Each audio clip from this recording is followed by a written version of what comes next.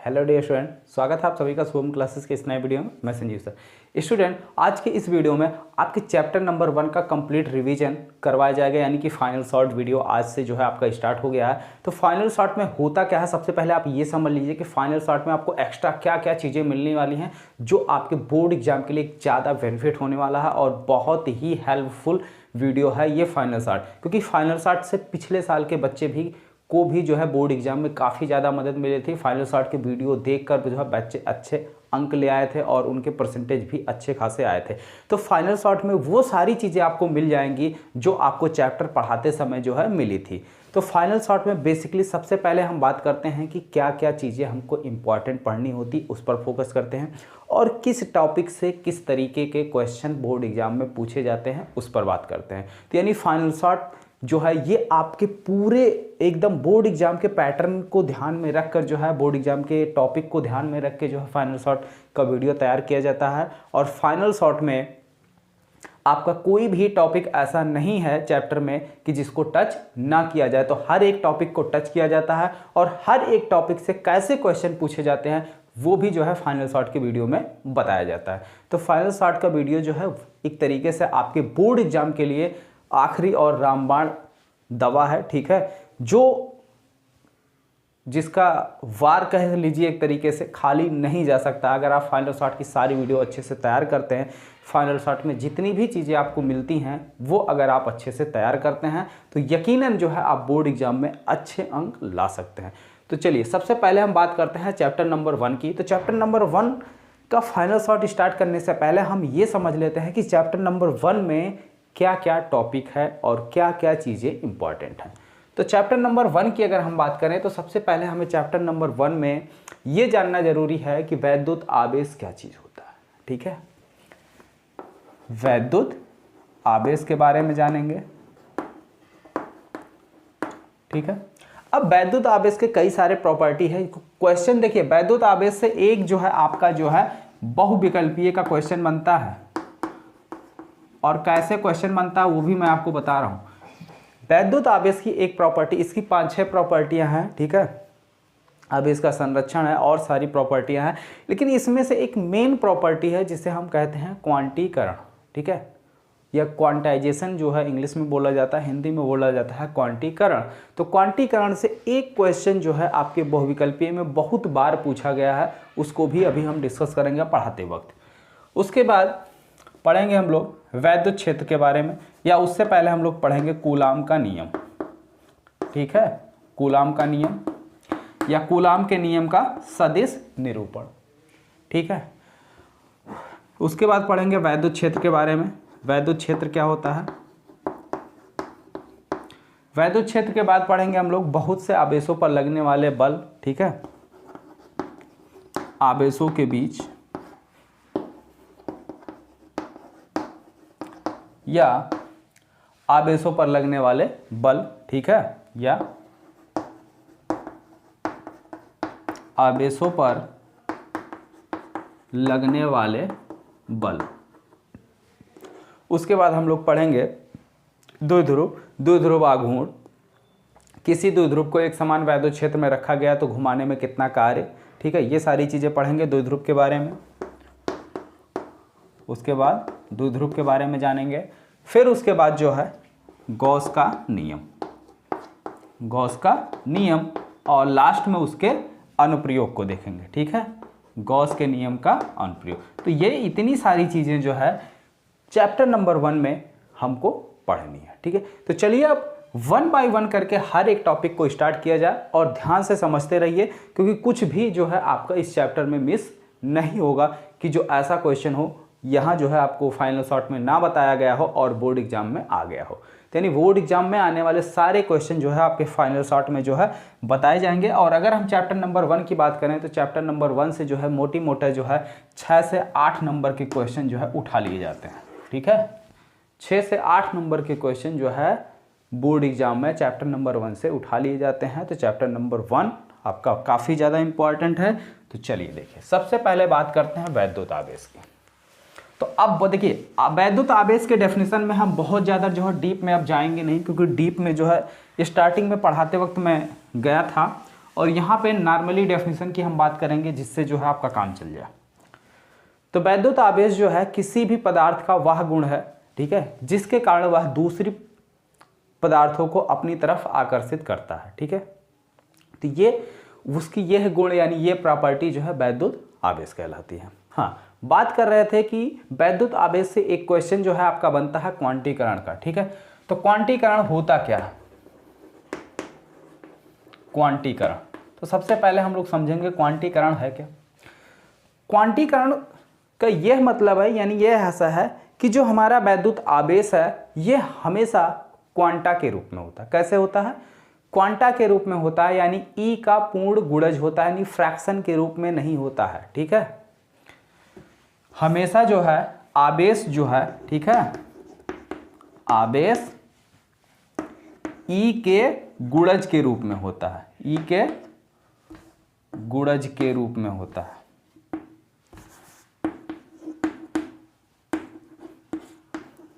ई के गुणज के रूप में होता है, यही इसका आशय है, ठीक है। यानी जो हमारा आवेश है, आवेश को हम किससे डिनोट करते हैं? क्यू से, ठीक है। तो अब इस क्यू आवेश के अंदर चाहे एक इलेक्ट्रॉन पर जितना आवेश होता है उतना हो, या 2 हो, 3 हो, 4 या इतने इलेक्ट्रॉन के बराबर होता है, यानी Q इक्वल टू होता है Ne, ठीक है। आपको कभी ऐसा नहीं मिलेगा Q बराबर 1/2E या 1/3E, इस तरीके से आपको कभी नहीं मिलेगा, यानी आवेश जो है कभी फ्रैक्शन के रूप में नहीं होता है। क्वांटीकरण का यही मतलब है। अब यहाँ से जो है कभी कभी जो है पूछ लेता है कि एक कूलाम आवेश में कितने इलेक्ट्रॉन होते हैं। Q की जगह आप रखेंगे 1 कूलाम और E की जगह उसकी वैल्यू रखेंगे 1.6 × 10⁻⁻19 और यहाँ से आप नंबर ऑफ इलेक्ट्रॉन यानी N निकाल सकते हैं, ठीक है। तो ये फार्मूला याद रखिएगा, इस पर बहुत ज़्यादा बहुविकल्पीय प्रश्न पूछे जाते हैं, ठीक है। क्लियर हो गया? आगे बढ़ते हैं वैद्युत क्षेत्र के बारे में। तो थोड़ी सी जानकारी अब रखते हैं वैद्युत क्षेत्र के बारे में। यह हमारी बेसिक जानकारी हुई वैद्युत आवेश के बारे में और वैद्युत आवेश से पूछे जाने वाले क्वेश्चन के बारे में। वैद्युत क्षेत्र,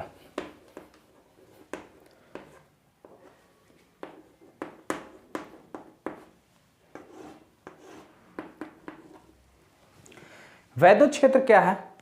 जैसे अभी अभी स्टार्टिंग में बताया गया कि वैद्युत आवेश जो है किसी पदार्थ का वह गुण है जिसके द्वारा वह दूसरी पदार्थ को क्या होता है?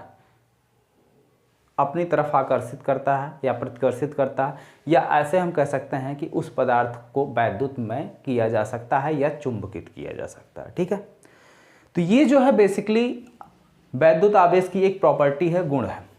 तो अब वैद्युत क्षेत्र की अगर हम बात करें तो जैसे मान लीजिए यहाँ पर हमारा कोई चार्ज रखा हुआ है Q, ठीक है, कोई हमारा एक आवेश रखा हुआ है। तो यानी जब ये हमारा यहाँ पे आवेश रखा हुआ है, चार्ज रखा हुआ है, तो इस चार्ज के कारण इसके अराउंड एक पर्टिकुलर एरिया होगा जहाँ तक इसका जो है इफेक्ट रहेगा, यानी इसका प्रभाव जहाँ तक पड़ेगा, ठीक है। उसके बाद इसका प्रभाव क्या होता है? निरस्त हो जाता है। जैसे थोड़ी देर के लिए एक एग्जाम्पल ले लो, आप लोगों ने जो है चुंबक देखा ही होगा। तो जैसे मान लो हमने एक क्या ले लिया, चुंबक ले लिया, ठीक है। यहाँ पे जो है लोहे का एक टुकड़ा रख लिया गया। तो क्या देखते हैं कि जब चुंबक को हम इसके पास ले जाते हैं तो ये लोहे के टुकड़े को अपनी ओर खींच लेता है, ठीक है। लेकिन जैसे जैसे लोहे के टुकड़े की दूरी हम बढ़ाते जाते हैं तो ये इसको खींचने में असमर्थ हो जाता है। तो यानी एक निश्चित एरिया होता है, एक निश्चित दायरा होता है जहाँ तक ये लोहे के टुकड़े को अपनी तरफ खींच सकता है। उसके बाद अगर हम टुकड़ा रख देते हैं तो ये खींच नहीं पाता है। तो यानी इसका जो चुंबकीय प्रभाव है वो यहाँ तक काम कर रहा है, ठीक है। तो इसी तरीके से ऐसे ऐसे लोहे के टुकड़े के चारों ओर ऐसे हम एक निश्चित एरिया फाइंड आउट करके रख सकते हैं जहाँ तक इसका प्रभाव कार्य करता है। तो ये निश्चित एरिया ही इसका क्या कहलाएगा? ये चुंबक है तो इसका चुंबकीय क्षेत्र हो जाएगा। ठीक उसी तरीके से यहाँ पर हम चार्ज की बात कर रहे हैं, आवेश की बात कर रहे हैं, तो ये इसके चारों ओर का वह क्षेत्र जहाँ तक, ठीक है, जिसके अंदर कोई परीक्षण आवेश, यहाँ पर लोहे का टुकड़ा रखा गया था, यहाँ पर लोहे की टुकड़े की जगह आपका आ जाता है परीक्षण आवेश, परीक्षण आवेश, ठीक है। जिसे हम लोग बोलते हैं Q0, ठीक है। इसको डिनोट कैसे किया जाता है, Q0 से। तो किसी चार्ज के या किसी आवेश के चारों ओर का वह क्षेत्र जिसके अंदर कोई परीक्षण आवेश अपने ऊपर बल का अनुभव करता है। अब वो बल आपका आकर्षण का भी हो सकता है और प्रतिकर्षण का भी हो सकता है, कोई भी बल हो सकता है। उसके चारों ओर का वो क्षेत्र क्या कहलाता है, वैद्युत क्षेत्र कहलाता है, ठीक है। इतनी बात क्लियर हो गई। चलिए आगे बढ़ते हैं, बिल्कुल समझते जाइए। कहीं पर भी कोई समस्या, कोई डाउट हो तो आप बिल्कुल पूछ सकते हैं, और अगर नहीं डाउट हो तो बिल्कुल ध्यान से समझते जाइए। सारी चीज़ें A to Z जो है आपकी रिवाइज की जाएंगी, और फाइनल शॉट का वीडियो कंप्लीट होते ही आप खुद ही जो है अपने आप का परीक्षण या अपने आप का टेस्ट कर सकते हैं, अपने आप को आकलन कर सकते हैं। चैप्टर नंबर 1 से कोई भी क्वेश्चन उठा के आप सॉल्व करेंगे तो आसानी से आप सॉल्व कर ले जाएंगे, अगर आप वीडियो को ध्यान से देखेंगे तो। चलिए बात करते हैं कूलाम के नियम की।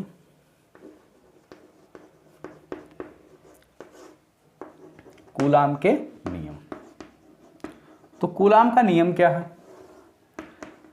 कूलाम का नियम क्या कहता है स्टूडेंट, दो स्थिर बिंदु आवेशों, हालांकि जो ये यूनिट हमारी चल रही है इलेक्ट्रोस्टैटिक यानी स्थिर वैद्युतिकी की है। किसकी है? स्थिर वैद्युतिकी। तो इलेक्ट्रोस्टैटिक, ठीक है, यानी कि स्थिर वैद्युतिकी का मतलब है यहां पे जो भी हम स्टडी करेंगे या जो भी अध्ययन करेंगे वो रुके हुए चार्ज के बीच में करेंगे, ठीक है। यानी स्थिर बिंदु आवेश यानी चार्ज पार्टिकल हमारे क्या होंगे, रुके हुए होंगे, ठीक है। समझ में आई बात? तो कूलाम का नियम क्या है कि दो स्थिर बिंदु आवेशों के बीच लगने वाला बल, जैसे मान लीजिए एक चार्ज यहां पर रखा हुआ है Q1 और एक चार्ज यहां पर रखा हुआ है Q2, ठीक है। इनके बीच की डिस्टेंस जो है कितनी है, हम मान लेते हैं R। इनके बीच की डिस्टेंस कितना है, R। तो कूलाम का नियम कहता है कि दो स्थिर बिंदु आवेशों के बीच लगने वाला बल F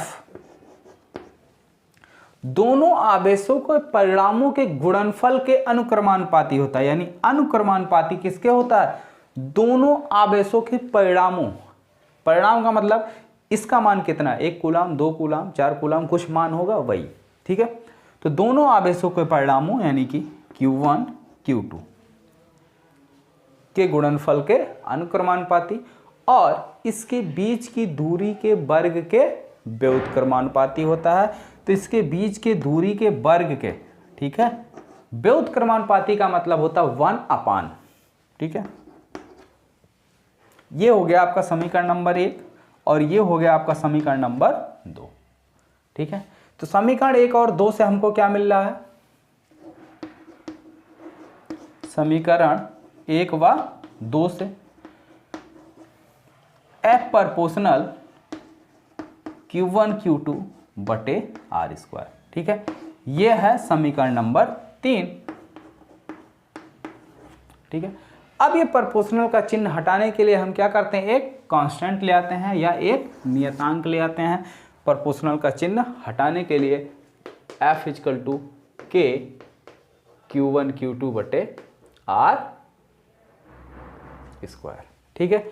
और जहां पे इस K का मान K = 1/4πε0 होता है और इसकी वैल्यू होती है 9 × 10⁻⁹, ठीक है।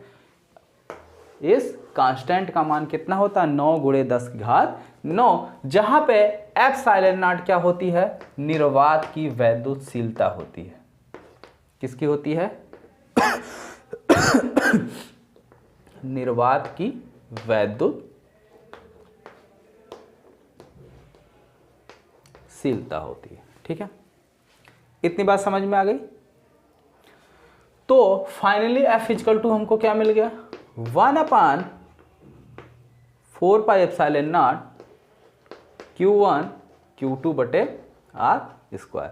ये हो गया कूलाम का नियम, ठीक है। समझ में आ गया अच्छे से? चलिए बात करते हैं कूलाम के नियम का सदिश निरूपण। अगर कोई नोट कर रहा हो तो नोट कर लो, इसके बाद बात करते हैं सदिश निरूपण की। चलिए बात करते हैं कूलाम के नियम का सदिश निरूपण। सदिश निरूपण में कुछ खास हमको बातें ध्यान में रखनी है कि कौन सा चार्ज किस पर बल लगा रहा और बल की दिशा क्या होगी। बस इतनी बातें अगर हम ध्यान में रखेंगे तो बिल्कुल जिस तरीके से कूलाम का नियम इजी है उसी तरीके से इसका सदिश निरूपण भी है, कुछ खास नहीं है, ध्यान से देखिए। जैसे मान लीजिए ये हमारा चार्ज Q1 है और ये हमारा चार्ज क्या है, Q2 है। चार्ज Q1 जो है जिस पॉइंट पर रखा गया, मान लेते हैं ये पॉइंट हमारा ये है और ये पॉइंट हमारा B है, ठीक है। तो A से B के बीच की दूरी, A से B के बीच की दूरी कितनी है, R, ठीक है। इसी को हमें लिखना है वेक्टर फॉर्म में। तो A से B के बीच की दूरी लिख रहे हैं, तो यानी वेक्टर AB हमको चाहिए, वेक्टर AB, ठीक है। इक्वल टू कहां से मेजर कर रहे हैं, 1 से 2 की तरफ जा रहे हैं, तो ये हो जाएगा हमारा R12, ठीक है। इतनी बात समझ में आ गई। अगर यही दूरी हम B से मेजर करेंगे, कहां से, B से, यानी दूसरे चार्ज से, तो BA हो जाएगा। वेक्टर BA कितना हो जाएगा, वेक्टर BA, वेक्टर BA हो जाएगा हमारा R21, यानी दूसरे चार्ज से पहले चार्ज की तरफ। अब देखिए वेक्टर में फर्क क्या है, अगर इसके हम मैग्नीट्यूड की बात करें, अगर इनके बीच की दूरी क्या है, 10 मीटर है, ठीक है, तो चाहे हम A से मेजर करें तब भी 10 मीटर रहेगी, B से मेजर करें तब भी 10 मीटर रहेगी, ठीक है।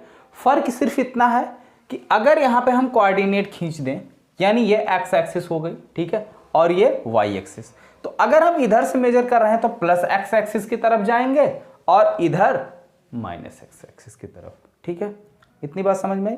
बस केवल दिशा का फर्क होगा। अगर देखिए हम इधर से मेजर कर रहे हैं तो इधर क्या, जैसे मान लीजिए कोऑर्डिनेट इधर उत्तर होता है ऊपर, नीचे जो है दक्षिण होता है, इधर जो है पश्चिम होता है, इस साइड पूरब होता है, तो पश्चिम से पूरब की तरफ जाएंगे अगर A से B की तरफ मेजर करेंगे, ठीक है, और B से A की तरफ, तो बस मुंह घूम जाएगा। यानी इसकी वैल्यू R12, ठीक है, into R12 cap, R12 cap, ठीक है। ये इक्वल टू क्या हो जाएगा, R21 इंटू R21 कैप, ठीक है। लेकिन ये दोनों मैग्नीट्यूड दोनों का बराबर होता है, सिर्फ और सिर्फ हमने क्या कहा, ये यूनिट वेक्टर है, यानी क्या है, एकांक सदिश है, यानी सदिश मतलब दिशा को बताता है। इन दोनों में क्या फर्क है, सिर्फ केवल दिशा का फर्क है, सिर्फ दिशा का फर्क है ना, और बाकी है तो दोनों बराबर ही। तो यहां से हमको फाइनली मिलेगा R12 कैप इक्वल टू होता है माइनस R21 कैप, ठीक है। R12 को अगर हम R12 को R21 में कन्वर्ट करेंगे तो माइनस बाहर आ जाएगा, ठीक है। यानी जो दूरी हम A से B की तरफ मेजर कर रहे थे उसी को अगर हम B से A की तरफ मेजर करेंगे तो दूरी तो वही रहेगी लेकिन दिशा बदल जाएगी, माइनस चिन्ह यही शो करता है, ठीक है। इतनी बात आपको समझ में आ गई।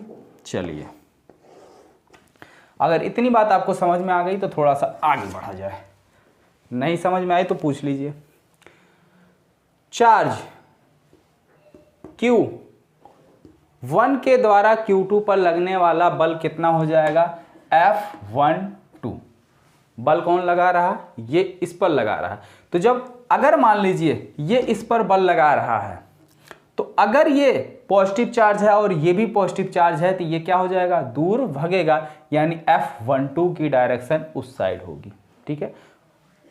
इक्वल टू क्या हो जाएगा, 1/4 pi epsilon naught Q1 Q2 बटे इनके बीच की दूरी क्या हो जाएगी, R12, ठीक है, इसका स्क्वायर इंटू R12 कैप, ठीक है। इनके बीच की दूरी का बल और साथ साथ दिशा, ठीक है।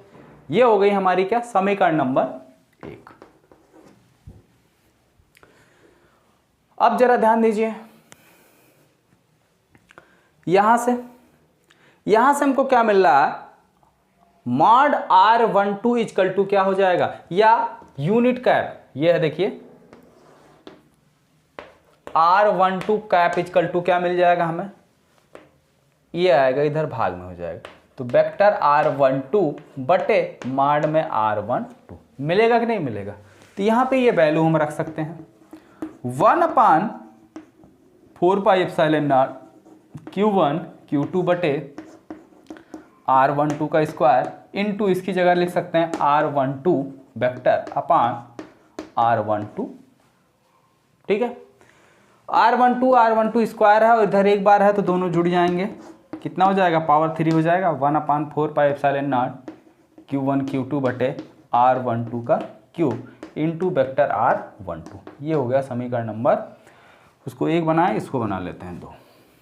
ठीक है, दोनों में फर्क क्या है, यहाँ ये एकांक सदिश के रूप में लिखा गया है और यह वेक्टर फॉर्म में लिखा गया है। ठीक है, तो ये दोनों फार्मूले हैं Q1 के द्वारा लगने वाला बल Q2 पर, लेकिन अगर Q2 Q1 पर बल लगा देगा तो यही जो है चेंज हो जाएगा। क्या हो जाएगा, चेंज हो जाएगा, यानी क्या हो जाएगा, जहां जहां क्या निकल के आ जाएगा 1/4 pi epsilon naught Q1 Q2 बटे R21 का क्यूब इंटू R21 वेक्टर। ठीक है, सारी चीजें वही रहेंगी, सब कुछ वही रहेगा। ठीक है, सब कुछ वही रहेगा, सिर्फ 21 की जगह 12 हो जाएगा। और दोनों में फर्क कितना है वो भी समझ लो। अगर हम दोनों के परिणाम की बात करें, मैग्नीट्यूड की बात करें, तो दोनों का मैग्नीट्यूड जो है वो सेम ही आएगा। देखो कैसे सेम आएगा,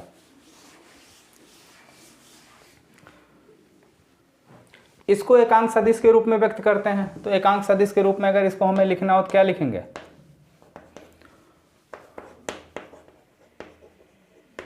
Q1 Q2 बटे R21 का स्क्वायर इंटू R21 कैप। ठीक है, वहीं पे मैंने बताया था R21 cap equal to minus R12 cap, बताया था कि नहीं बताया था, तो रख लो value 1/4 pi epsilon naught Q1 Q2 बटे R21 स्क्वायर इंटू माइनस ले आओ यहाँ बाहर। ठीक है, या यहीं रखो, इसकी जगह क्या लिख सकते हैं माइनस R12 कैप लिख सकते हैं। इसको ले आओ बाहर 1/4 pi epsilon naught Q1 Q2 बटे R21 स्क्वायर और माइनस आ गया यहाँ बाहर R12 कैप। एक चीज और जानते हैं, R12 इक्वल टू R21। ठीक है, माड यानी मैग्नीट्यूड ऑफ, अगर किसी भी वेक्टर का मैग्नीट्यूड निकालें, ठीक है, चाहे R12 या R21, तो दोनों सेम आएंगे। तो यानी इसकी जगह हम क्या लिख सकते हैं, R12 लिख सकते हैं कि नहीं लिख सकते हैं, लिख सकते हैं। तो इसकी जगह R12 लिख देंगे अगर हम, तो हमको क्या मिल जाएगा माइनस 1/4 पाई एप्सिलॉन नॉट, नीचे दिख रहा कि नहीं दिख रहा, Q1 Q2 बटे R12 का स्क्वायर इंटू R12 का। और ये है क्या F12 है कि नहीं है, तो बराबर आ गया माइनस F12। ठीक है, तो यानी दोनों चार्ज परिणाम में अगर देखा जाए तो बराबर हैं, दिशाएं जो है केवल इनकी क्या है विपरीत है, दिशाएं क्या है इनकी विपरीत है। ठीक है, तो ये है कूलाम के नियम का सदिश निरूपण। ठीक है, बात समझ में आ गई। चलिए कूलाम की डेफिनेशन की बात करते हैं। कूलाम का मात्रक क्या है, कूलाम की परिभाषा और एप्सिलॉन नॉट जो आपका आया था उसकी बीमा क्या है, ये सारी चीजें भी बात कर ली जाए।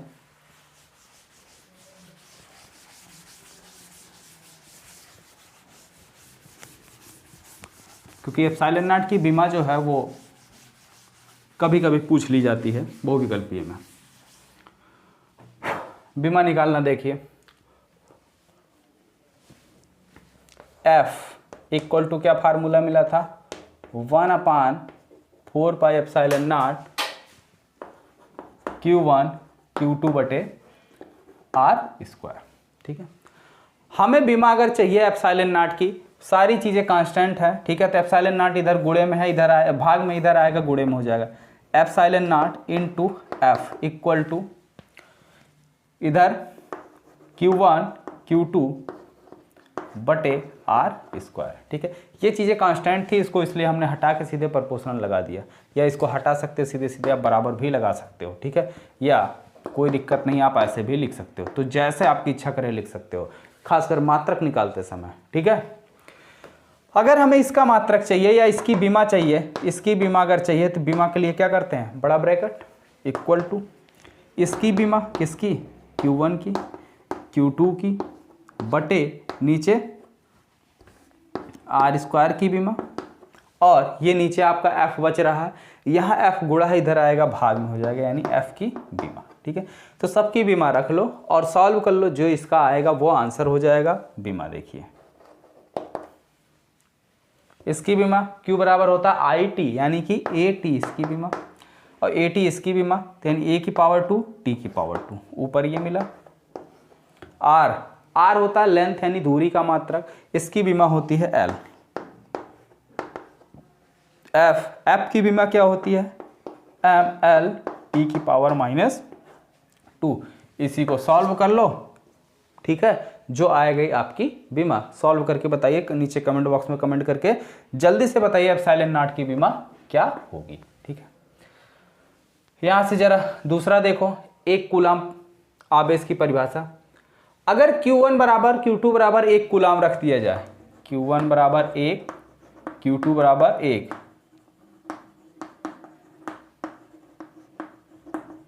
ठीक है, और इनके बीच की दूरी बराबर अगर रख दें 1 मीटर, तब क्या होगा, तो F इक्वल टू क्या निकल के आएगा,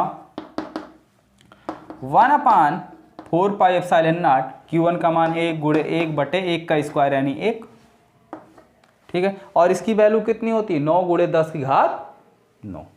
तो F इक्वल टू कितना आ गया, 9 गुणे 10 की घात 9 न्यूटन। बल का मात्रक क्या होता है, न्यूटन। अब यहां से एक कूलाम आवेश की परिभाषा देखो। एक कूलाम आवेश की, एक कूलाम आवेश वह आवेश है, ठीक है, एक कूलाम आवेश वह आवेश है जो एक दूसरे से 1 मीटर की दूरी पर रखने पर, ठीक है, एक कूलाम आवेश वह आवेश है जिसे एकांक दूरी पर रखने पर, एकांक दूरी का मतलब होता है 1 मीटर, ठीक है, एकांक दूरी पर रखने पर 9 गुणे 10 की घात 9 न्यूटन का बल लगता है। ठीक है, एक कूलाम आवेश वह आवेश है जिसमें दोनों आवेशों को एकांक दूरी पर रखने पर इनके बीच 9 गुणे 10 की घात 9 न्यूटन का वैद्युत बल कार्य करता है या वैद्युत बल लगता है। ठीक है, चलिए आगे बढ़ते हैं। वैद्युत क्षेत्र के बारे में हो गया था ना, तो वैद्युत क्षेत्र की तीव्रता देखते हैं। वैद्युत क्षेत्र की तीव्रता क्या होती है, कैसे निकाली जाएगी, जरा उस पर ध्यान दीजिएगा, क्योंकि अब धीरे धीरे हम डीप टॉपिक की तरफ एंटर कर रहे हैं। तो अब आप लोग जो है अपना कंसंट्रेशन और बनाए रखिए। वैद्युत क्षेत्र की तीव्रता,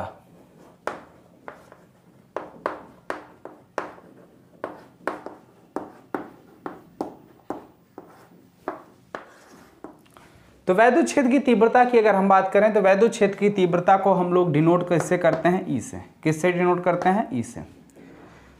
वैद्युत क्षेत्र की तीव्रता का सिंपल से डेफिनेशन है कि किसी भी परीक्षण आवेश को, ठीक है,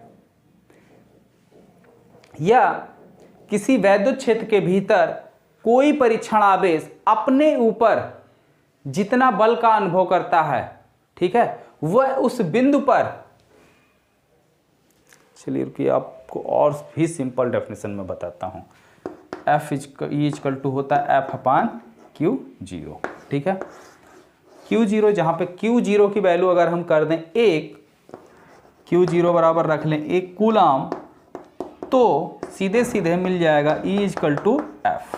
E इक्वल टू क्या मिल जाएगा, F मिल जाएगा। तो अब डेफिनेशन यहां से निकालता हूं, एकदम सिंपल डेफिनेशन। किसी एकांक परीक्षण आवेश पर, ठीक है, किसी एकांक परीक्षण आवेश पर लगने वाला वैद्युत बल उस बिंदु पर वैद्युत क्षेत्र की तीव्रता कहलाता है। ठीक है, किसी वैद्युत क्षेत्र में एकांक परीक्षण आवेश पर लगने वाला बल, ठीक है, लगने वाला बल उस बिंदु पर वैद्युत क्षेत्र की तीव्रता कहलाता है। सिंपल, याद रहेगा। नहीं याद रहेगा तो तुरंत फार्मूले से जाओ, आ जाओ डेफिनेशन पर। ठीक है, किसी वैद्युत क्षेत्र के भीतर एकांक परीक्षण, यानी इसी के मान को हमें क्या कर देना, 1 कूलम। ठीक है, तो एकांक परीक्षण आवेश पर लगने वाला बल F उस बिंदु पर क्या कहलाता है, वैद्युत क्षेत्र की तीव्रता कहलाता है। याद रहेगा। इसका मात्रक क्या होगा, मात्रक की अगर हम बात करें तो E का मात्रक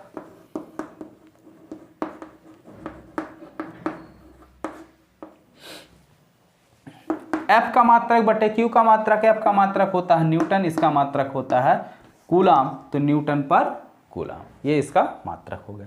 इसके बीमा की बात करें तो E की बीमा इक्वल टू क्या हो जाएगा, F की बीमा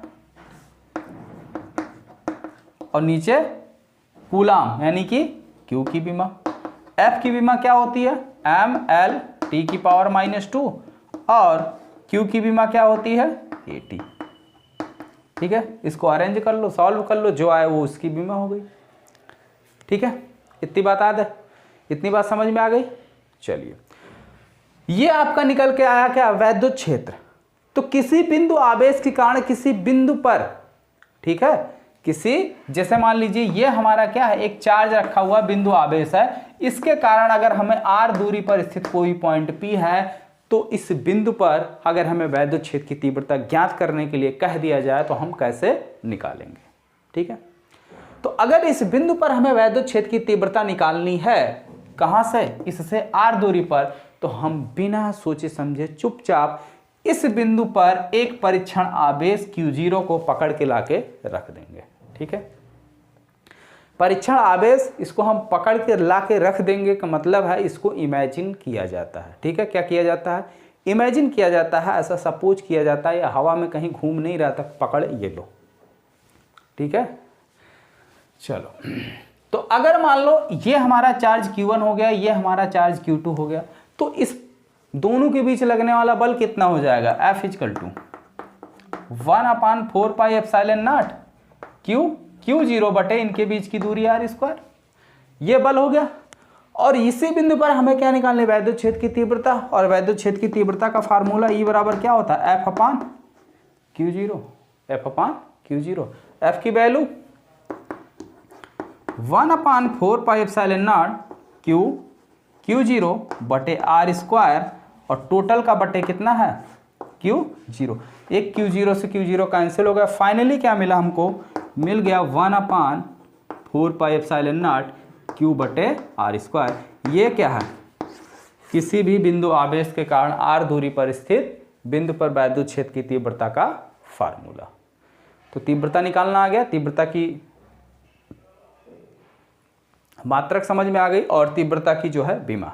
ठीक है, तीनों चीजें अच्छे से समझ में आ गई। चलिए, अब आगे बढ़ते हैं वैद्युत द्विध्रुव के बारे में। ठीक है, समझते हैं कि वैद्युत द्विध्रुव होता क्या है, और द्विध्रुव के कारण अक्षीय और निरक्षीय स्थिति में वैद्युत क्षेत्र की तीव्रता कैसे निकाली जाती है, द्विध्रुव को एक समान वैद्युत क्षेत्र में रखने में कितना कार्य करना पड़ता है, द्विध्रुव को घुमाने में, ठीक है, 0 से थीटा कोण घुमाने में हमको एक्स्ट्रा कितना वर्क करना पड़ता है, ये सारी चीज़ें बहुत ज़्यादा इंपॉर्टेंट है। और क्वेश्चन भी यहाँ से अच्छे खासे तगड़े क्वेश्चन बनते हैं, 3 नंबर के भी क्वेश्चन बनते हैं और 5 नंबर के भी क्वेश्चन जो है इस टॉपिक से बनते हैं, द्विध्रुव वाले टॉपिक से। ठीक है, इसको अगर किसी को नोट करना हो तो नोट कर लो, थोड़ा पानी वानी पी लेते हैं और फिर स्टार्ट करते हैं द्विध्रुव। वैद्युत द्विध्रुव, तो वैद्युत द्विध्रुव होता क्या है पहले इसको समझते हैं। यदि हम दो समान, ठीक है, यदि दो परिणाम में समान और प्रकृति में विपरीत आवेश को एक दूसरे से अल्प दूरी पर रखते हैं, तो एक दूसरे से अल्प दूरी पर रखने पर जो हमारा सिस्टम बनेगा, जो निकाय बनेगा, उसी निकाय को यानी उसी सिस्टम को हम क्या कहते हैं, वैद्युत द्विध्रुव कहते हैं। जैसे मान लीजिए एक चार्ज हमने ले लिया +Q और दूसरा चार्ज हमने ले लिया -Q, दोनों का मान, ठीक है, +Q जो है इसका मान मान लेते हैं +10 कूलम है, ठीक है, 10 कूलम है, और Q2 का मान, ठीक है, Q1 का मान 10 कूलम है और Q2 का भी मान जो है वो कितना है, 10 ही कूलाम है। ठीक है, यानी परिणाम में बराबर का मतलब हो गया दोनों का मान समान हो, लेकिन नेचर दोनों का अलग अलग हो, यानी प्रकृति दोनों की विपरीत हो, एक प्लस हो तो दूसरा माइनस हो, और इन दोनों को हम एक दूसरे से अल्प दूरी पर रख देते हैं। तो एक दूसरे से अल्प दूरी पर रखने पर ये हमारा जो सिस्टम बन रहा है, यानी जो एक निकाय बन रहा है, इस निकाय को, इस सिस्टम को क्या कहते हैं? वैद्युत द्विध्रुव कहते हैं। और इनके बीच की जो दूरी होती है वो कितनी होती है? 2l होती है। इनके बीच की दूरी हम हमेशा 2l मानते हैं। क्या मानते हैं? 2l। ठीक है, आगे वैद्युत द्विध्रुव आघूर्ण क्या चीज है? तो वैद्युत द्विध्रुव आघूर्ण को हम लोग P से डिनोट करते हैं, और वैद्युत द्विध्रुव आघूर्ण, ठीक है, द्विध्रुव आघूर्ण को P से डिनोट करते हैं, और द्विध्रुव आघूर्ण बराबर होता है दोनों आवेशों में से किसी एक आवेश का मान। ठीक है, दोनों आवेशों में से कोई एक आवेश रख लो। ठीक है, तो ना तो यहाँ पे हमने प्लस लिखा है, ना तो यहाँ पे हमने माइनस लिखा, क्योंकि यहाँ पे जो मान रखा जा रहा है वो दोनों आवेशों का परिणाम रखा जा रहा है। क्या रखा जा रहा है? दोनों आवेशों का परिणाम, सॉरी परिमाण होता है। क्या होता है? परिमाण होता है। ठीक है, यानी जैसे हम लोग बोलते हैं मैग्नीट्यूड, तो मैग्नीट्यूड जैसे यहाँ किसका कितना? 10 कूलाम, तो यानी Q की वैल्यू यहाँ कितनी होगी? 10 कूलाम, गुणे इनके बीच की दूरी। तो इनके बीच की दूरी कितनी है? 2l है। तो वैद्युत द्विध्रुव आघूर्ण P बराबर क्या हो गया? 2ql। 2ql मात्रक देखो,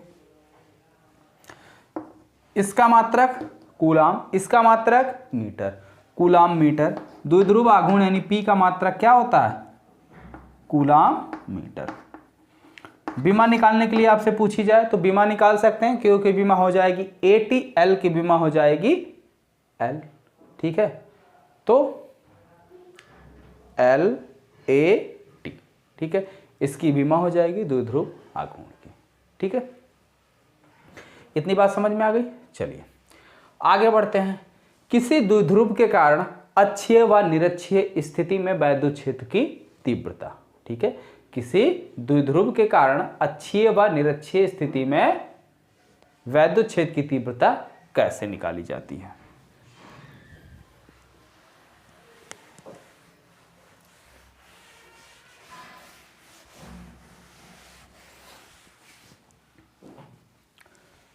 वैद्युत द्विध्रुव के कारण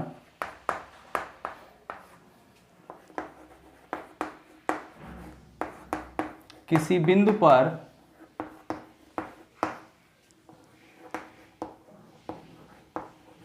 अक्षीय व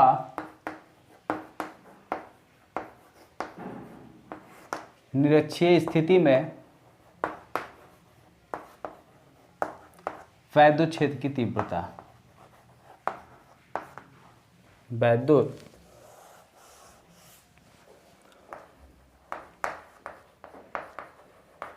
क्षेत्र की तीव्रता। ठीक है, तो देखिए, जैसे मान लीजिए ये हमारा कोई द्विध्रुव रखा हुआ। सबसे पहले हम इसके अक्ष की बात करते हैं। ठीक है, तो हेडिंग डाल लो अक्षीय स्थिति।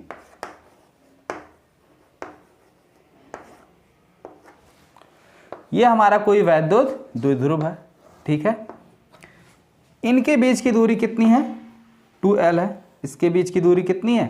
2l है। तो अगर इसके सेंटर पॉइंट की हम बात करें तो इसका सेंटर पॉइंट अगर हम मान लें O है, तो l इधर हो जाएगा कि नहीं, और l इधर हो जाएगा। ठीक है, ये पॉइंट मान लेते हैं ये है, और ये पॉइंट B, यहाँ पे प्लस Q चार्ज रखा हुआ है, यहाँ पे माइनस Q। ठीक है, यहाँ पे प्लस Q रखा हुआ है, यहाँ पे माइनस Q। अब इसके अक्ष पर यानी सेंटर से r दूरी पर स्थित कोई पॉइंट P है, यहाँ पे मान लेते हैं कोई पॉइंट P है, जिसकी दूरी इसके सेंटर से कितनी है? r है, जहाँ पे हमें क्या करनी है? वैद्युत क्षेत्र की तीव्रता ज्ञात करनी है। ठीक है, वैद्युत क्षेत्र की तीव्रता ज्ञात करनी है। ठीक है, तो अगर हम इसको थोड़ा सा अलग करके ध्यान दे के देखें तो एक आवेश हमारा माइनस Q रखा हुआ है, एक आवेश प्लस Q रखा हुआ है। तो हालांकि दोनों आवेश, दोनों चार्ज जो है परिमाण में बराबर है, दोनों आवेश क्या है, परिमाण में बराबर है, यानी कि इनकी मैग्नीट्यूड जो है वो सेम है। बस फर्क कितना है कि जो बिंदु P है उसकी डिस्टेंस यानी उसकी दूरी जो है दोनों आवेशों से अलग अलग है। तो दोनों आवेशों से जब दूरी अलग अलग है तो दोनों आवेशों के कारण जो वैद्युत क्षेत्र की तीव्रता होगी वो भी हमारी अलग अलग होगी। ठीक है, तो मान लेते हैं इसके कारण जो तीव्रता होगी वो हमारी EB होगी और इसके कारण जो तीव्रता होगी वो EA होगी। ठीक है, तो वैद्युत क्षेत्र की तीव्रता अगर हम किसी, अब ये एक हमारा बिंदु आवेश हो गया। ठीक है, इसको हम अलग अलग करके देखें तो एक हमारा क्या हो गया, बिंदु आवेश हो गया। और किसी बिंदु आवेश के कारण वैद्युत क्षेत्र की तीव्रता का फार्मूला हम जानते हैं, क्या होता है, यही तो होता है, ये चीज हमें पता है। लेकिन हमें सिर्फ जो दूरी पता है वो द्विध्रुव के मध्य बिंदु से पता है, यानी आवेशों से दूरी हमें पता नहीं है। तो हम सबसे पहला काम क्या करेंगे, जो हमारे ये बिंदु चार्ज हैं यानी आवेश हैं, यहां से इसकी दूरी निकालते हैं। ठीक है, तो चलिए -q आवेश से बिंदु P की दूरी कितनी है, BP है। तो BP बराबर कितना हो जाएगा, अरे ब्लड प्रेशर वाला BP नहीं है, ये BP दूरी है। ठीक है, BP बराबर कितना होगा, अगर हम ध्यान से देखें तो O से B के बीच की दूरी कितनी है, L, और यहां तक कितने हैं, R। तो टोटल में से ये इतना अगर हम काट के निकाल दें ये इतनी, तो हमें BP मिल जाएगा ना। तो BP के लिए हम क्या लिख सकते हैं, R minus L, R minus L। बात समझ में आ गई, आगे बढ़िए।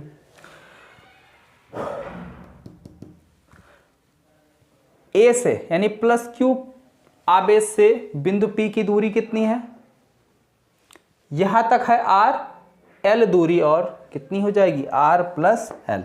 ठीक है, तो AP बराबर कितना हो जाएगा, R प्लस L।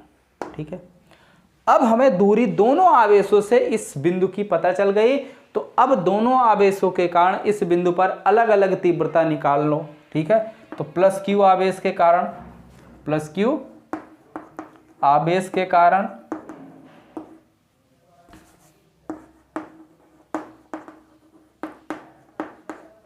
बिंदु P पर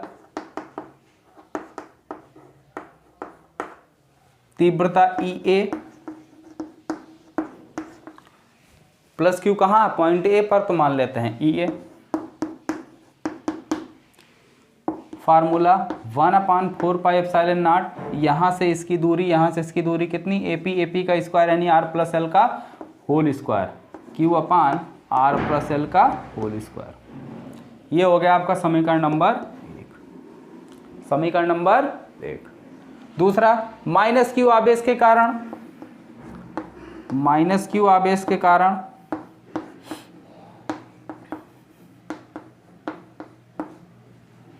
बिंदु P पर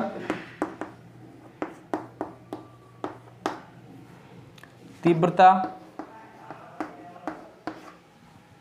EV बराबर कितना हो जाएगा, 1/4πε0 Q अपान, यहां से इसकी दूरी कितनी, R माइनस L,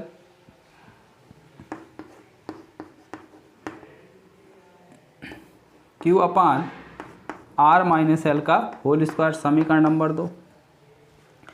अब जरा वापस से P पर ध्यान दो।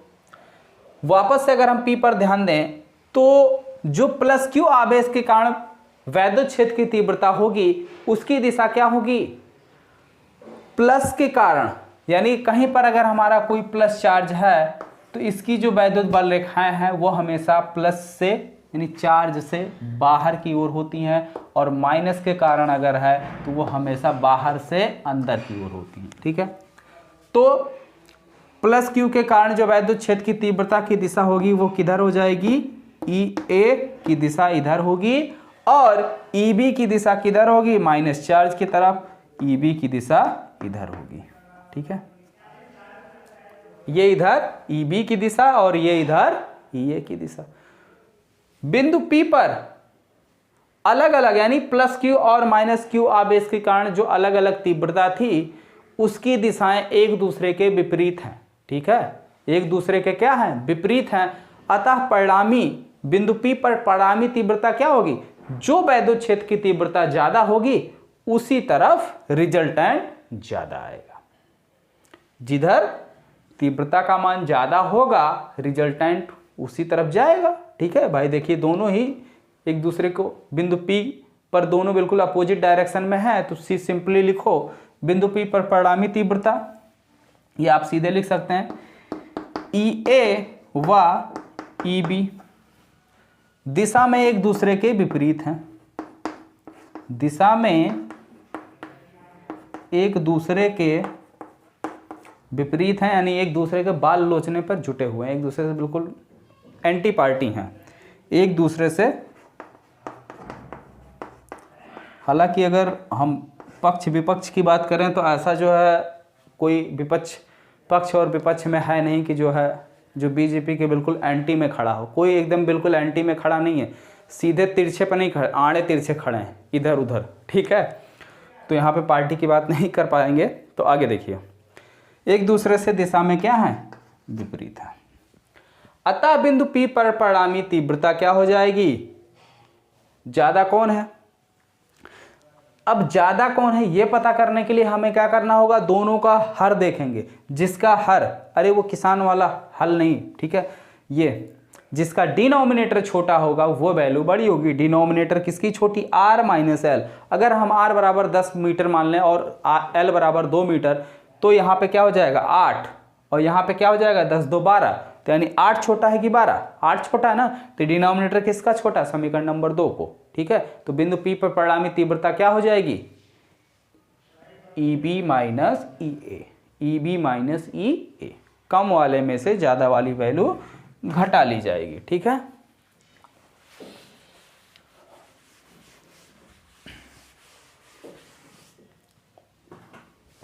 बिंदु P पर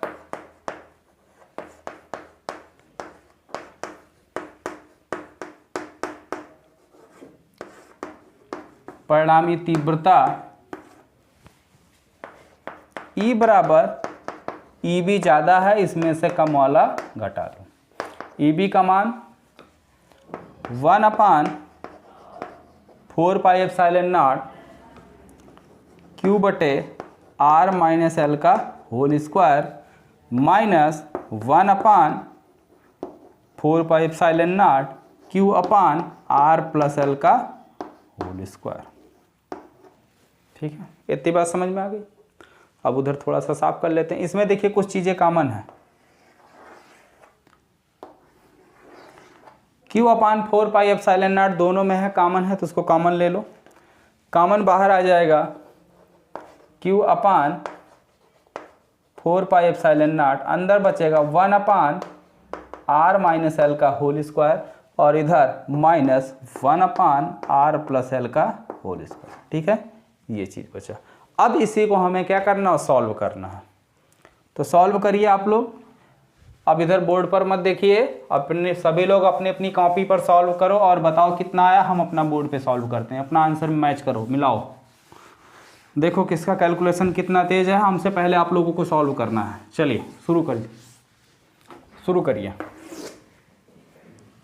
equal to Q upon 4πε0 common है, इसको बाहर ही रखो, उठा के तिरछा गुणा कर दो। तो तिरछा गुणा करेंगे तो इधर हो जाएगा R प्लस एल का होल स्क्वायर, बीच में माइनस है तो R माइनस एल का whole square, total R minus L का whole square, R plus L का होल स्क्वायर।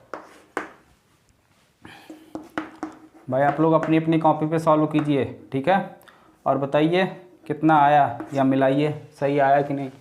इसको ओपन कर देता हूँ मैं, तो R square plus L square plus 2RL, बीच में माइनस है, R square plus L square minus 2RL, नीचे डिवाइडेड बाई, इसको ऐसे लिख सकता हूँ मैं, R minus L R plus L दोनों का एक साथ होल स्क्वायर।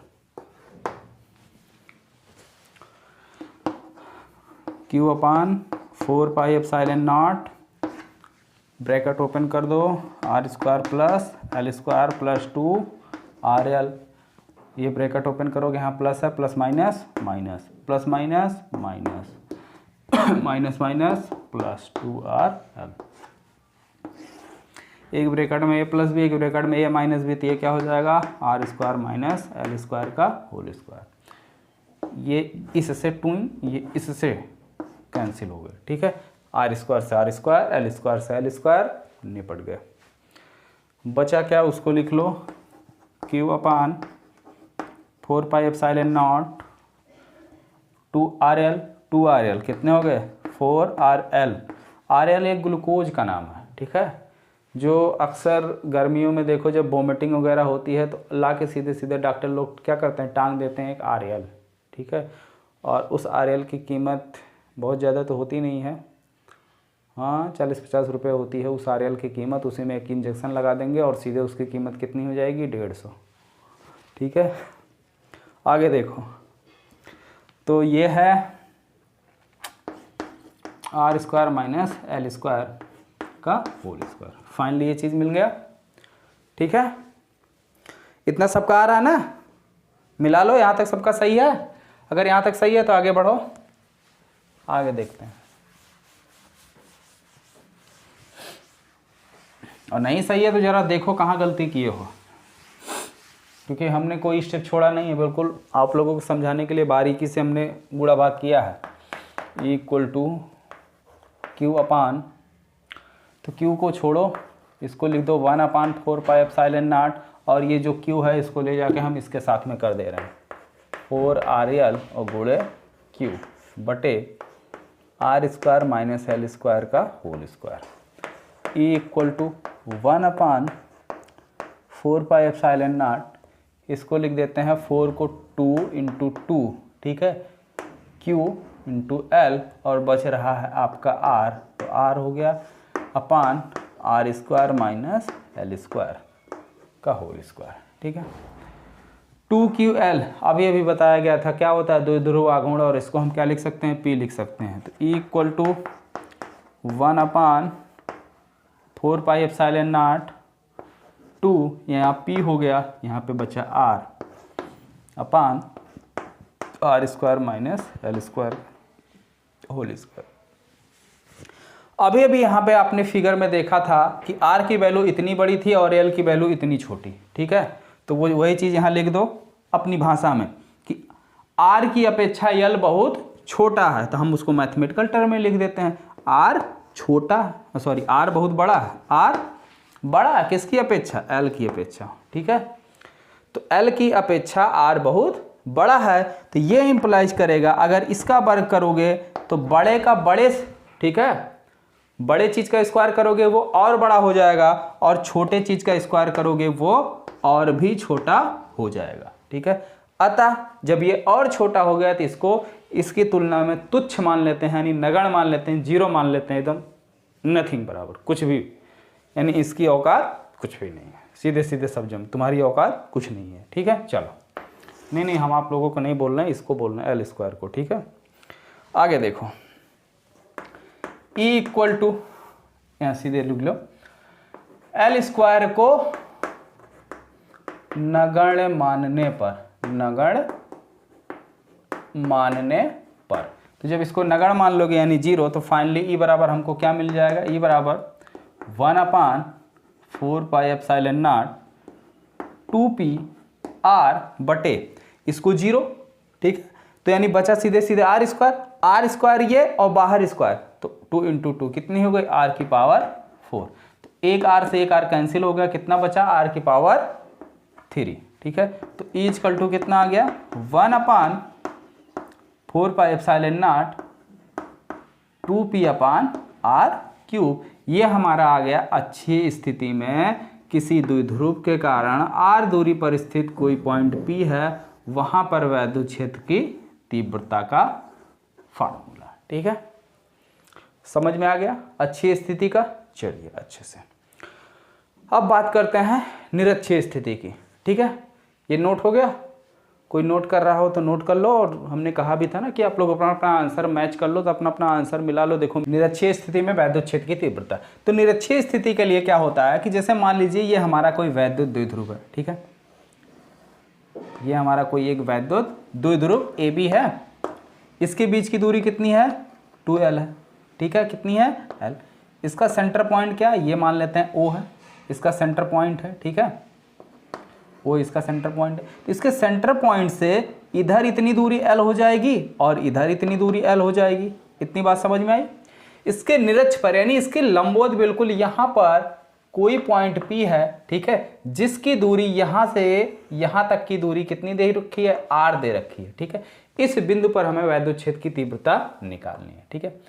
तो जितने भी बच्चे वीडियो को लाइव देख रहे हैं जरा एक बार झमझमा के लाइक कर दीजिए। 1000 लाइक जो है आज के इस वीडियो का टारगेट है कि 1000 लाइक, ठीक है, कम से कम 1000 लाइक आज के इस वीडियो पर आ जाने चाहिए। ये आप लोगों की एनर्जी है, अगर इतना आ गया तो हम यही समझेंगे कि आप लोग बिल्कुल एनर्जी से भरे हुए हैं और इस तरीके के वीडियो का आपको इंतजार है। अगर इतना लाइक नहीं पहुंचा तो फिर जो है वापस से जो है छोटी छोटी वीडियो बनाना स्टार्ट कर देंगे, ठीक है। तो अगर आप चाहते हैं कि इसी तरीके से लंबी लंबी वीडियो और एक वीडियो में कोशिश रहेगी कि पूरे एक चैप्टर का हम पूरा अच्छे से रिवीजन करा दें, यानी कंप्लीट रिवीजन आपका हो जाए, तो उसके लिए 1000 लाइक और साथ ही साथ आप ये भी कमेंट करके बताइए कि वीडियो आपको कैसी लग रही है, वीडियो आपको पसंद आ रही है, मज़ा आ रहा है आपको, या बोर तो नहीं लग रहा है।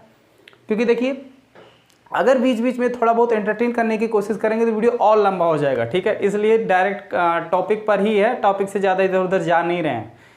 यही कारण है कि जो है टॉपिक से इधर उधर जा नहीं रहे। अगर हाँ बाय द वे अगर आपको वीडियो जो है मज़ा नहीं आ रहा होगा वीडियो में तो भी जो है आप बता दीजिएगा, थोड़ा बहुत फिर इधर उधर टॉपिक से चले जाएंगे। चलो आगे आ जाओ। जैसा कि हमने बताया कि ये हमारा द्विध्रुव है, यानी इधर चार्ज रखा हुआ -q, इधर रखा हुआ +q, किसी को भी यार माइनस प्लस किसी को भी इधर उधर रख लो, कोई दिक्कत नहीं है। हमें इस बिंदु पर वैद्युत क्षेत्र की तीव्रता चाहिए। तो जिस बिंदु पर वैद्युत क्षेत्र की तीव्रता चाहिए होता है, दूरी हमेशा बिंदु आवेश से चाहिए। हमें दूरी दे रखी यहाँ सेंटर पॉइंट से, लेकिन हमें चाहिए बिंदु आवेश से। तो यहाँ से इसको मिला देते हैं, यहाँ से इसको मिला दिया हमने, ठीक है, और यहाँ से इसको मिला दिया, यानी हमें दूरी चाहिए AP और BP। तो AP कितनी हो जाएगी और BP कितनी होगी।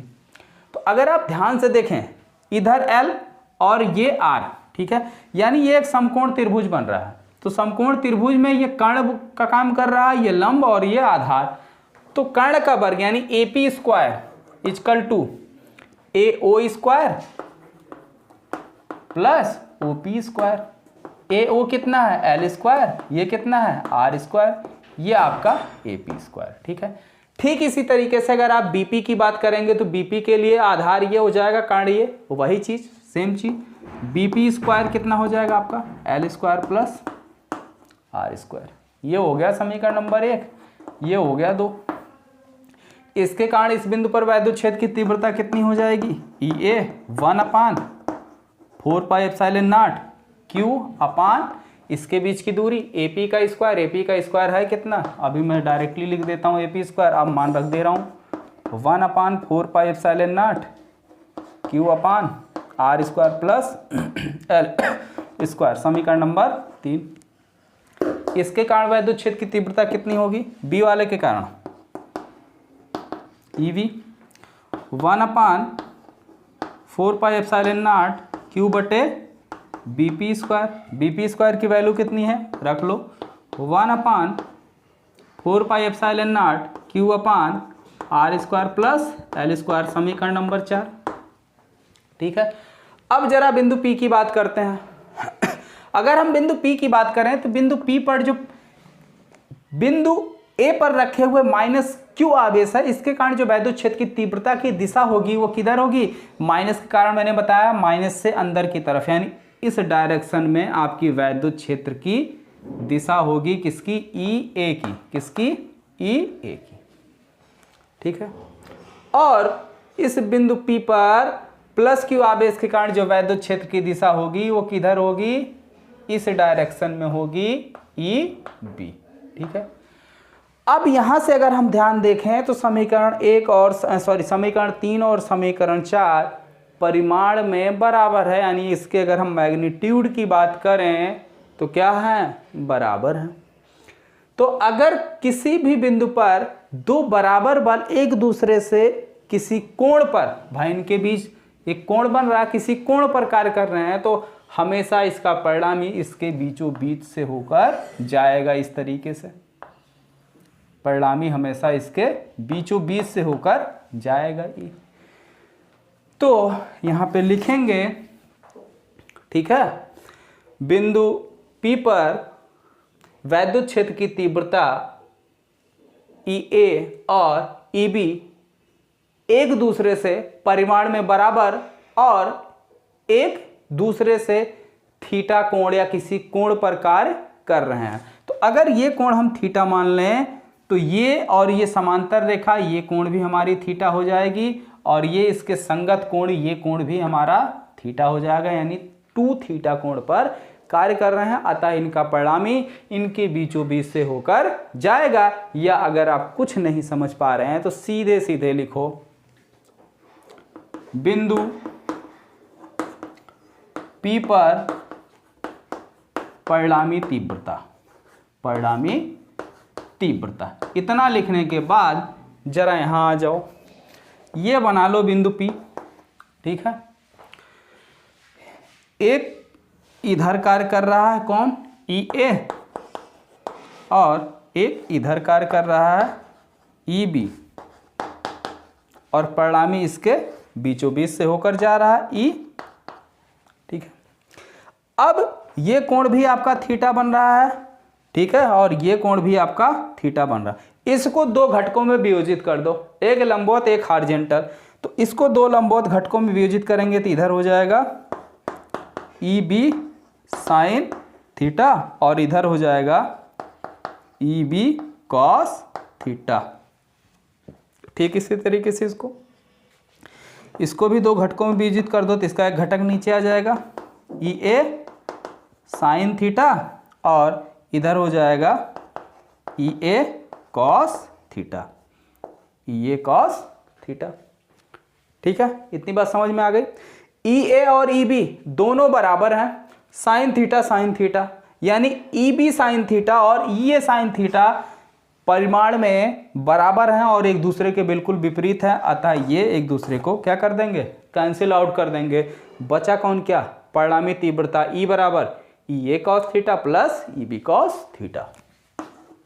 E बराबर EA कॉस थीटा और प्लस EB कॉस थीटा। इतनी बात समझ में आ गई? ठीक है, समझ गए ना।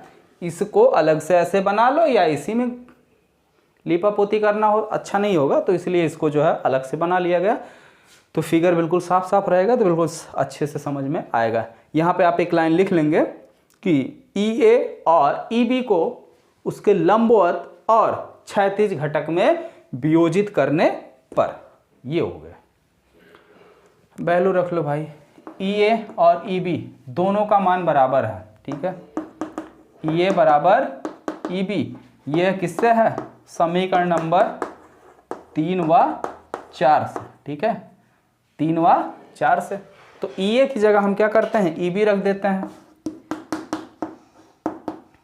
EA कॉस थीटा और प्लस EA कॉस थीटा, ऐसा लिख सकते हैं भाई, बराबर है। EA कॉमन हो गया, cos theta plus cos theta सीधे सीधे कितना हो गया, देखो 2 EA कॉस थीटा। लिखा जा सकता है कि नहीं लिखा जा सकता? अब आराम से EA का मान रख लो, 1/4 पाई एप्सिलॉन नॉट Q बटे R square plus L square, और 2 है तो 2 कॉस थीटा। ये EA का मान रखा गया, ठीक है, और ये 2 कॉस थीटा।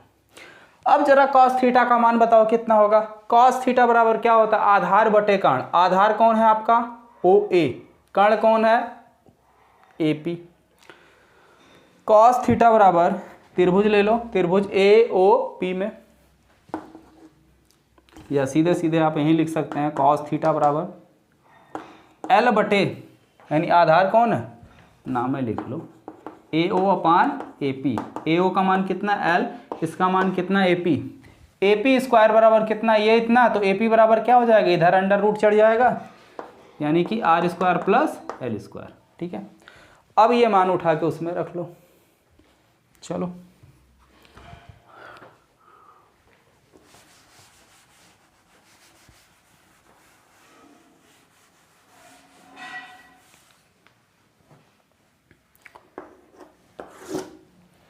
ठीक है। तो E इक्वल टू कितना हो जाएगा 1/4 pi epsilon not Q into 2 cos theta की जगह L बटे और Q के नीचे R स्क्वायर रहेगा प्लस L स्क्वायर और L अपान कितना है R square plus L square. और अंडर रूट का मतलब क्या होता है power 1/2 1/4 pi epsilon not Q बटे R square plus L square. ठीक है, 2 को पहले लिख लो तो 2 हो गया, इसको 1 ऐसे ही रखने दो। ठीक है, इंटू L, इसका मतलब हो गया R square plus L square की पावर 1/2। तो इसकी पावर 1, इसकी पावर 1/2 तो कितना हो गया 1 + 1/2 यानी 3/2। ये और इसकी जगह क्या लिख सकते हैं P लिख सकते हैं, तो 1/4 पाई एप्सिलॉन नॉट, ये द्विध्रुव आघूर्ण हो जाएगा P/R square plus L square की पावर 3/2। ठीक है, अब फिर वही कहानी, R की अपेक्षा L बहुत छोटा है। ठीक है, R की अपेक्षा L बहुत छोटा है, तो इसका वर्ग करेंगे, ये और बड़ा हो जाएगा और ये और छोटा हो जाएगा। ठीक है, L स्क्वायर आपका बहुत छोटा हो जाएगा, अतः L स्क्वायर को नगण्य मानने पर, L स्क्वायर को नगण्य मानने पर, तो जब L स्क्वायर को आप नगण्य मान लेंगे तो कितना आ जाएगा, इसकी जगह 0। ठीक है, और इधर रहा 2 और इसका इसमें मल्टीप्लिकेशन करोगे तो 2 इंटू 3/2, तो 2 से 2 कैंसिल हो जाएगा, सीधे सीधे इसको देखो भाई कितना आ जाएगा R स्क्वायर, इसकी जगह क्या हो गया 0 और ये पावर 3/2, कितना मिलेगा R स्क्वायर इंटू 3/2, 2 से 2 कैंसिल, सीधे सीधे R की पावर 3, R की पावर कितने मिलेगी 3। ठीक है, तो बिंदु P पर परिणामी तीव्रता E बराबर कितना निकल के आ गया बताइए, 1/4 पाई एप्सिलॉन नॉट P/R³, जहाँ पे P क्या है द्विध्रुव आघूर्ण है, द्विध्रुव आघूर्ण है। ठीक है, अब इस चैप्टर में कुछ और इंपॉर्टेंट टॉपिक आपके अभी भी शेष हैं। कौन कौन से बच रहे हैं, द्विध्रुव को वैद्युत क्षेत्र में रखने में किया गया कार्य या घुमाने में किया गया कार्य, ये इंपॉर्टेंट टॉपिक बच रहा है। ठीक है, और इसके बाद गॉस का नियम और गॉस के नियम के अनुप्रयोग, ये टॉपिक आपके इस चैप्टर के बच रहे हैं। इन बचे हुए टॉपिक को अब हम नेक्स्ट वीडियो में अगले यानी कल के वीडियो में जो है कंटिन्यू करेंगे और कल के वीडियो में कंप्लीट करेंगे। आज के लिए सिर्फ इतना ही, क्योंकि क्लास जो है ज़्यादा लंबी हो जाएगी, तो आगे आने वाली आपकी क्लास की टाइमिंग भी ये कवर कर लेगी, जिससे आपकी और क्लास नहीं चल पाएगी। इसलिए जो है आज की वीडियो को यहीं पर रोकते हैं, और आप सभी लोग जितने भी बच्चे वीडियो को लाइव देख रहे हैं सभी लोग एक बार फिर से जो है वीडियो को लाइक कर दीजिए, और आज की इस वीडियो का लाइक का टारगेट जो है 1000 है। और साथ ही साथ ये भी कमेंट करके बताइए कि वीडियो आपको कैसा लगा, फाइनल शॉट में आपको मज़ा आ रहा है या नहीं, सारी चीज़ें आपको जितनी बताई गई अच्छे से समझ में आई, अच्छे से तैयार हुआ या नहीं। ठीक है, इसी तरीके से फाइनल शॉट आपके आगे कंटिन्यू किए जाए, इसके लिए आप लोग जो है मैक्सिमम अधिक से अधिक लोग कमेंट करके बताइए, और ज़्यादा से ज़्यादा वीडियो को लाइक कीजिए और अपने दोस्तों में भी इसको शेयर कीजिए। और ख़ास इम्पॉर्टेंट बात, अगर अभी तक आपने जो है शुभम क्लासेस का ऐप डाउनलोड ना किया हो तो ऐप जो है ज़रूर डाउनलोड कर लें, क्योंकि ऐप पे सारी चीज़ें आपको व्यवस्थित मिल जाएंगी। ठीक है, कुछ भी आपको इधर उधर सर्च करना नहीं पड़ेगा। ओके स्टूडेंट, तो मिलते हैं फिर अगले वीडियो में, तब तक के लिए सभी को शुभ रात्रि।